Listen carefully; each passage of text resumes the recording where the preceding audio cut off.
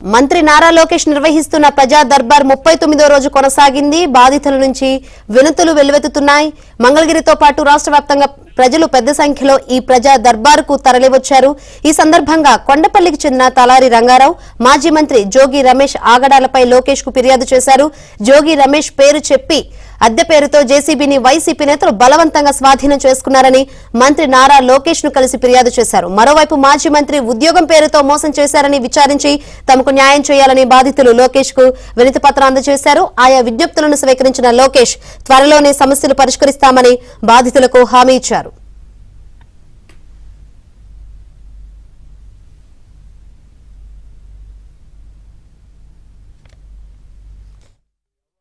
పెద్ద సంఖ్యలో ఈ ప్రజా దర్బార్ కు తరలివచ్చారు. ఈ సందర్భంగా కొండపల్లికి చెందిన తలారి రంగారావు మాజీ మంత్రి జోగి రమేష్ ఆగడాలపై లోకేష్ కు ఫిర్యాదు చేశారు. జోగి రమేష్ పేరు చెప్పి అద్దె పేరుతో జేసీబీని వైసీపీ నేతలు బలవంతంగా స్వాధీనం చేసుకున్నారని మంత్రి నారా లోకేష్ ను కలిసి ఫిర్యాదు చేశారు. మరోవైపు మాజీ మంత్రి ఉద్యోగం పేరుతో మోసం చేశారని విచారించి తమకు న్యాయం చేయాలని బాధితులు లోకేష్ కు వినతి పత్రం అందజేశారు. ఆయా విజ్ఞప్తులను స్వీకరించిన లోకేష్ త్వరలోనే సమస్యలు పరిష్కరిస్తామని బాధితులకు హామీ ఇచ్చారు.